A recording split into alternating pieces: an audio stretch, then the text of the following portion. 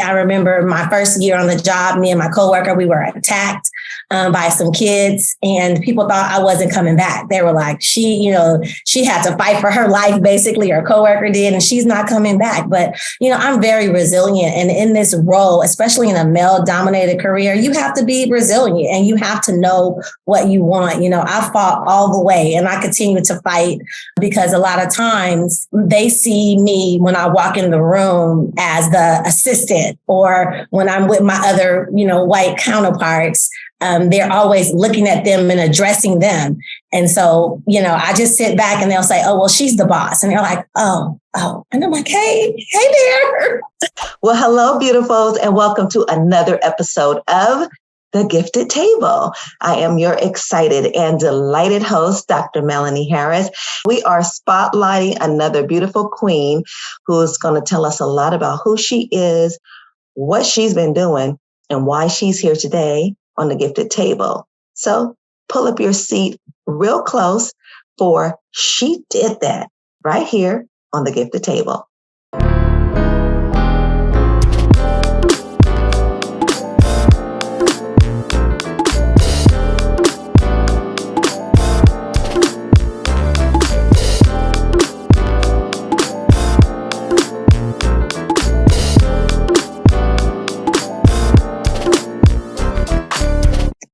All right, ladies and gentlemen, bringing herself to the table, pulling it up real close.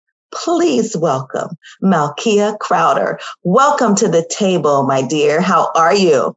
I am great. Thank you so much for inviting me. I am super, super excited. You know what? I am excited because you accepted the invitation, because you have some gifts to share and the people need to know who you are. I got to let the people know how we met. We recently participated on a 3-person panel for a Black Girl Boss Day at one of the middle schools in the district where I currently work. And she stepped up and told her story. And of course, you know me, I'm taking notes. I got to get her on the gifted table. And here you are. So, Miss Malkia, tell the people who you are and what you do. My name is Malkia Crowder, and I'm Probation Director of a probation department in the Bay Area. So I've been with the department for 24 years. I'm from the inner city of Richmond, California. And, a lot of people, when they talk about probation, they always say that they fell into it like, oh, I just happened to want to do this work. But for me, it wasn't like that. This has been my passion. And it's my passion because growing up again in the inner city of Richmond, California, my father died when I was 12, but he had some nephews that I was really close with, and they end up succumbing to gang violence. And so I knew that I wanted to go into law enforcement. I just didn't know what I wanted to do. So I didn't know if I wanted to be a police officer, if I wanted to, be a detective or go to FBI. So I went to Sacramento State University. I received my bachelor's degree in criminal justice. And one day when I was in my criminal justice class, this lady came in and she had on the baddest suit. When I say bad, it was bad. And why is that always what catches our eye?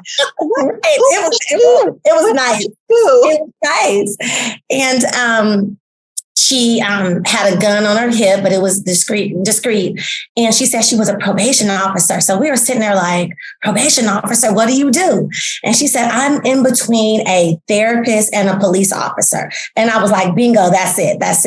So that was it for me. I came out back to the Bay Area. And again, I've been with my department for 24 years. It has been definitely a journey because, as you know, most law enforcement agencies is a male-dominated career, but I've just had to make it my own. I'm excited. What was different about her compared to everyone else who had probably already, been there presenting or doing something, other than that her outfit was banging. She was a Black woman. It's like she talked about her career. She talked about giving back to the community. She talked about, going out and servicing people that looked like her. And so when she would get to the house, it was a different environment. It was a different vibe when she got to the house because they were seeing someone that looked like them. So a lot of times, and I can speak now from my own experience, when you go to the door and they see you and you're like, hey, what's going on? I know this is, this can be traumatic for you, but let me walk you through the steps. You get this like, well, maybe, it's more of a reassurance that maybe everything will be okay. She was just electrifying and she told her story and it's like, I'm going to be her. I'm going to be her. So one thing that you said, that she said, but we're going to focus on you, is that it's between an officer and a therapist. Tell us what that looks like and what that feels like when you, in your position, when you were a probation officer. What was that like going into homes and meeting with families, and you had to put those two hats on at the time? At first, as you know, when you're coming to someone's house, it's their house and you have to be respectful. Although I am the authority figure, I'm coming into your house. And so I have to first be respectful and gain your trust. So there are times when there's a dispute between the kid and the parent, and we're trying to talk it out. There's times when a kid is totally out of compliance and I'm walking through the steps like, you violated your court order. You know what the rules are. So this is what I'm going to do. I'm going to come over. I'm going to have my partner. We're going to arrest you. We're going to take you to juvenile hall. You're going to go to court. It was really important for me to explain the process, because a lot of times when people understand the process, they're a little more receptive to work with you. Now, it always didn't go that way. Sometimes, it went sideways. But for the most part, I was very diligent and explaining the process and kind of putting myself in that space. Like if someone was supervising me or someone was supervising my child, how would I want to be treated? How would I want my child to be treated? And I tried to strive to do that when I was engaging with the families that I work with. Yeah. And what we're focusing on now is elevation and more specifically, how we elevate ourselves, right? What are some things we do to help elevate ourselves to the next level? So I'm glad that you mentioned youth. So we know that you were a probation officer and you work with the youth and not adults as a probation officer. But going through that role, going through school, going through your intern, and finally getting a position, what was it like elevating yourself, and how has elevation been for you in your organization? Coming in for me, it was difficult because I was a woman. I was a little feisty. I remember my first year on the job, me and my coworker, we were attacked by some kids, and people thought I wasn't coming back. They were like, she had to fight for her life, basically, her coworker did, and she's not coming back. But, I'm very resilient. And in this role, especially in a male-dominated career, you have to be resilient and you have to know what you want. I fought all the way and I continue to fight, because a lot of times they see me when I walk in the room as the assistant, or when I'm with my other, white counterparts, they're always looking at them and addressing them. And so, I just sit back and they'll say, oh, well, she's the boss. And they're like, oh. And I'm like, hey there. Tell us right now, what is your current position? So I'm a probation director. In the next coming months, I'm interviewing for assistant chief in my department. So let's send some prayers up my way. That's right. But my ultimate goal is to be the chief. I wanted to be the first female chief, but we have a female chief in our department. So maybe I can be the first African-American female chief, but I'm going to make strides. But just to go back onto that question, when I first got promoted to supervisor, I recall the chief at that time coming to me and saying, I'm going to give you a chance. I was told not to promote you. He said, and so I asked, well, why? Like, is she is she insubordinate? Does she not know policy and procedure? Give me some reasons. And they said, no, she's just too outspoken. She's too opinionated and she's too outspoken. And he said, well, that's what you want. Like, that's what you want. He said, so I'm going to give you a chance. You're going to be on probation. So if you don't make it, you can always go back. And, I was just really grateful because I think that if he wasn't there, I probably wouldn't have got that chance. And recently I saw him and I said, I thanked him. I said, thank you for giving me the chance. And, he said, you're welcome. And I said, when I become chief, I'll give you a call. I'll give you a call. But, it wasn't an easy road. And even as I promoted through the ranks, I went from deputy probation officer to institution supervisor to probation supervisor, probation manager. At every step of the way, there was some curveballs. There was definitely some curveballs, but I'm very resilient. And my motto is, she believed she could, so she did. So I've just been climbing, as much as I can. And I think that as Black women, especially in this profession, you have to encourage each other and build each other up. It's about exposure and supporting one another. Hey, sis, your crown, let me fix your crown for you. It's not about competition. And especially in this line of work, because it's so few of us. So you want to support one another. You do. When someone says you're too outspoken, right? They mean that you have something to say that they may not agree with. However, I just wonder, why was it not in their interest to want to elevate you? But I'm so glad that the person who did took the chance on you, because people will always try to hold us down. Dang it, I get tired of hearing about people trying to silence the voice of the woman and silence the voice of the Black woman. I totally agree. I'm always in all these forums and I'm the only one. So I'm the only one. And sometimes you do that self-talk, like, okay, make sure my, appearance is right. Make sure that my tone is soft. And it's funny, you and I, before we started the video, we were talking and I don't wear my hair like this to work. And it could be just me, but I think it might be too much if I walked in and this ponytail is at the top of my head. Usually my hair is down and it's in a bun in the back. And I remember, a couple years ago, one of the clerks said to me, you look so much more professional with your hair in a bun.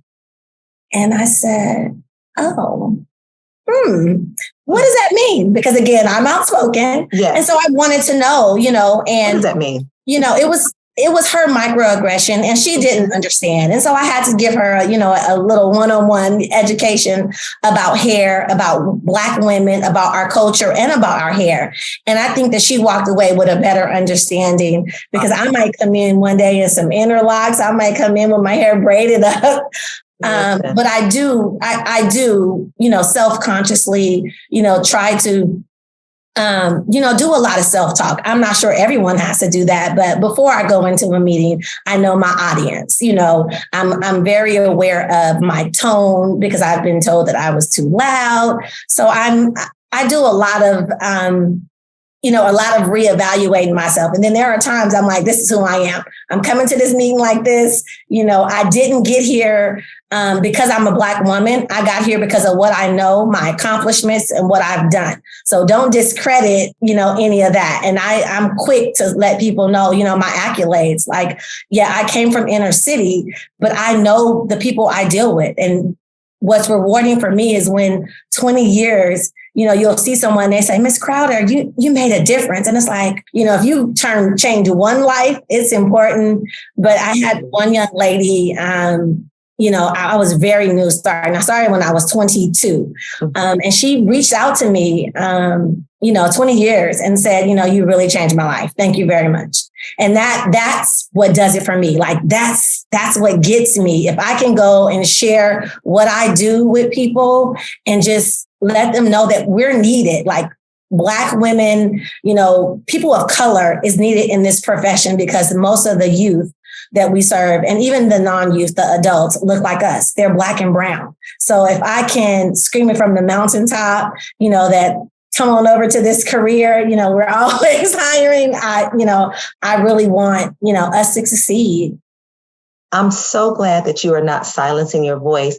I was having a conversation with someone not too long ago, and we were talking about, we had learned this term called whiteism. And this is nothing against white people or white culture, but it's when people of color try to manage ourselves in order to fit a norm, or so, like I said earlier, so others can feel comfortable in our space.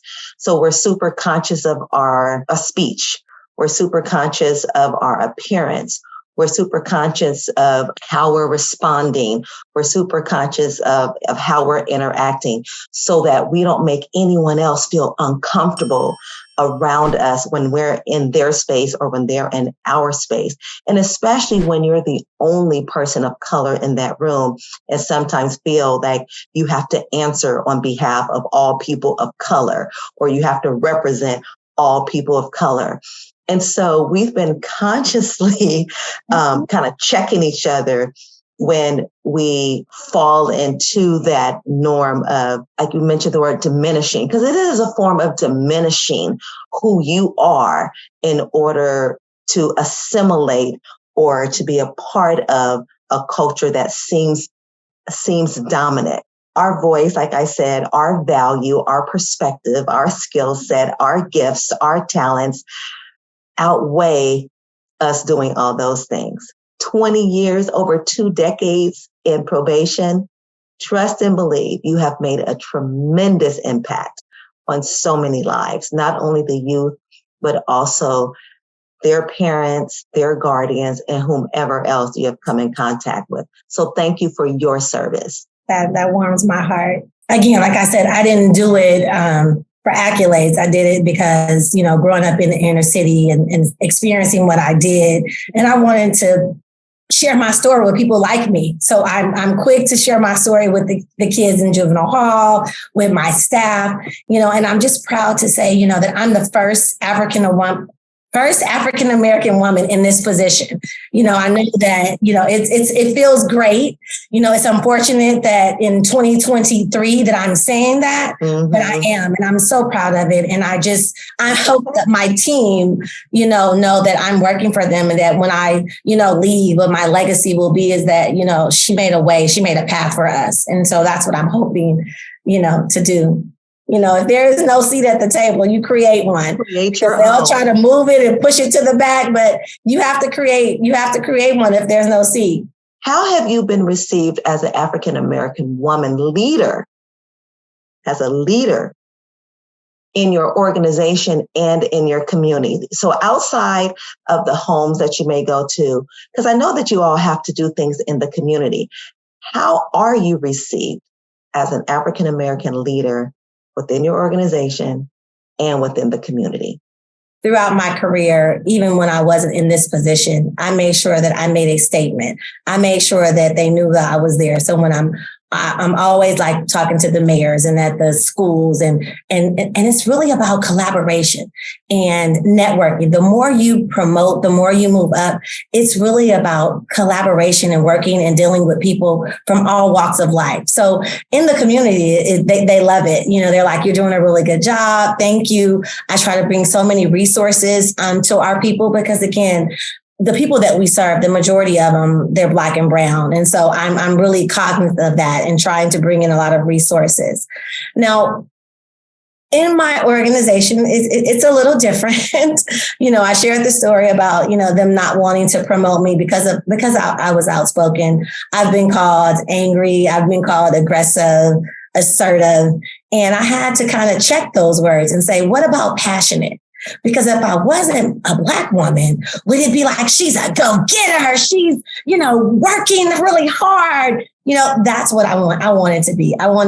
I'm a go-getter and I'm passionate about what I do. I just had to work really hard, but I've had really good people in my corner, and a lot of them weren't supervisors and managers and directors. They were my colleagues, just egging me on and saying, go for it. And, there were times that I've been told no. I was told no for deputy probation officer 5 times. I was told no for supervisor like 6 times. So, you're gonna get knocked down, but you got to get up. You do. You got to get up and you have to believe in yourself. In my office, if you could see it, I have all these empowerment signs. She believed she could, so she did. You can't go nowhere without your lipstick. And they're like, those are on your wall? Uh-huh. It's my office. Those are on my wall. That's what motivates me. I don't know what motivates you, but those sayings and those words, motivate me. And so, I think that it's been a struggle, but, if anything that you really want, you got to go out there and get it. And sometimes you have to take it and no one's going to give it to you. Yeah. And you're really sharing just your experience of resilience. And this is why you're on the episode of She Did That. Because look at all these things you're talking about that you did, because you did that. You did that 5 times, back up the 6th time, 6 times, back up the 7th time. She did that. And I froze again. I know I did. So I'm going to repeat that one more again. How can we elevate roles of Black women in law enforcement? I think exposure, talk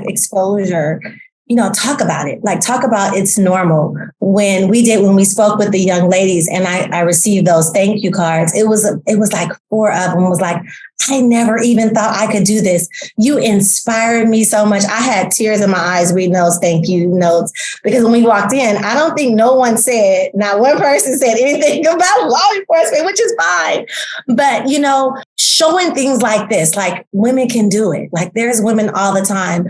Our chief in Richmond, she's a Black female chief, but exposing that, going out and talking about it. Like I said, I love to go out and talk about my career and what I do. And usually I bring my team, which always consists of a woman, whether it's a white woman, Black woman, whatever, it's always a woman, because there are women. I can say in California, 46% of the probation chiefs are women. Mm-hmm. We only have 2 that are Black women in the out of the 59. However, 46% are women. So we're out there and we just need more exposure. I think just exposure and talking about it and letting people know that you can do it. Like no matter where you come from, you can come from Richmond, Compton, wherever, and you can do it if you want to. Thank you for being the first, sis. Thank you for being the first, because what you're doing is setting a legacy for those who are going to come and stand on your shoulders. What are some future goals that you're currently working on personally and or professionally? I know you mentioned wanting to be the first Black female chief. So what does that look like if that's a personal goal? Then what other professional goals are you working on right now, personally or professionally? Yeah. So when I started in probation, people asked me, like, what do you want to do? And I always said I was going to be the first, female chief. That is my goal. And I just think that it would just be accomplishment. And it would be something that people can see, like you can come from the bottom. I came, like I said, my father, I was 12. So technically I was raised by a single mother in Richmond, California, went to John F. Kennedy High School. So for me, the odds were against me all the way. Even when I went to Sac State, I wasn't really prepared to go, but, with faith and God and, just all the encouragement that my dad said, I'm not going to be the first Black woman president, but I might be the first, something. Well, I am the first something, but something else. So, that's what I want to do. And then as far as personally, I'm engaged. I got proposed to this year. So I'm planning a wedding. So next year I'll be getting married. Yeah. And just hoping to have, that God just blesses me with, a wonderful marriage and just a successful, continue to bless me with my successful career. I love it, sis. And congratulations. Keeping that little tidbit. Let's celebrate. Don't forget my invitation to the party. Okay, now let's talk about equity in your profession for a little bit. Okay, just a little bit of equity. We've been talking about it some, but where are women leaders making gains, right? And where are they falling short as leaders? Well, making gains, as I mentioned earlier, 46% of our chiefs in California are women. And even in our profession, the women are, it's a lot more women than when I started 24 years ago. I think for us is that sometimes we second guess ourselves. And, a lot of people think that women can't work in law enforcement, whether it's a police officer or whether it's the FBI or postal inspector, but we can. We can do whatever that we're passionate about. And if you're passionate about law enforcement, go right ahead and be the best police officer, be the lieutenant, be the captain, be the assistant chief, be the chief. But I think a lot of times we shortchange ourselves and we put ourselves, we as women, in this box, according to what society thinks. And we should step out of the box, be outside of the box, and just know that whatever you want to do, set yourself to do it and do it. I think that we just shortchange ourselves a lot. Step outside that box. Whatever you wanted to do, whatever you think you can't do, but you had aspirations, go for it, girl. Go for it, I totally agree. And one thing that's so important for us as women, you mentioned it earlier, is networking, collaboration, but we definitely need to have our own allies. I like to call it our own board of directors. So when we're not in the room, who are the people that's saying our name, right, for that next position? So we definitely need to, have more camaraderie and have that board that's going to both tell us where our areas of strengths are and where we might need to work on some things to possibly be a little bit more political savvy, as you move up the ranks, because that changes, and just making those connections. But we definitely want people supporting us, like you said, and saying our name when we're not in the room. So that collaboration and that networking is so key. You talked about just words of affirmation that you have in your office. One saying that I have in my office is, well-behaved women seldom make history. Oh my goodness, that is on my email. That is on my email. Yes. Right? Because it's true. So when someone calls you outspoken or aggressive or opinionated or whatever negative adjective they want to throw your way that they can clearly replace, they need to start replacing those words with things that are more affirming and positive. Girl, you're just misbehaving because you're just trying to make you getting into some good trouble. I love it. I have a shirt that says that it's okay to get in trouble as long as it's good trouble. Get into some good trouble. I stay in good trouble. Good trouble. We got to stay in good trouble. We do. Yes. Okay. So looking back, sis, what would you tell yourself now about creating opportunities to elevate yourself and others? So looking back on your career, looking back on your experiences, what would you tell yourself or others now to elevate? I would just say, don't be afraid.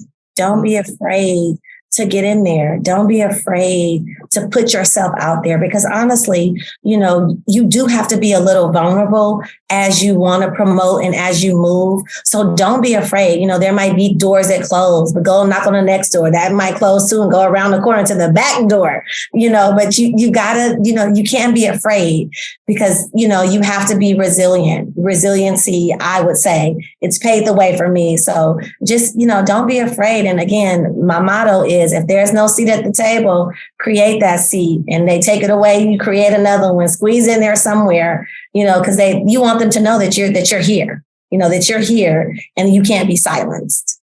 I love it. Look, and you're not going anywhere. You said squeeze on in. You ever sit on the table like this between two people? Like you in church. Just squeeze on. Right. No. Take your seat. Looking ahead. What is it that you want and what is it that you need? Just support from one another. It's really important when you have someone in this position or, in your organization that's trying to move up, to support them. Like it's support. I think I was really taken aback, and I was talking to one of my mentors about the fact that when I came in, I thought that I would be embraced by our own, and I wasn't. And so I think that it would help me along the way if I would have, or even still can, if anybody watches from, my department, just support, because at the end of the day, I'm trying to do the work that I was called upon to do, by God. And I'm not trying to, it's not about me. It's about the community and our clients and the people. So I think support, I would ask, more support from my own people. What I need is people to see me. Like, see me. Don't see me as Malkia Crowder, the probation director, Malkia Crowder as the Black woman.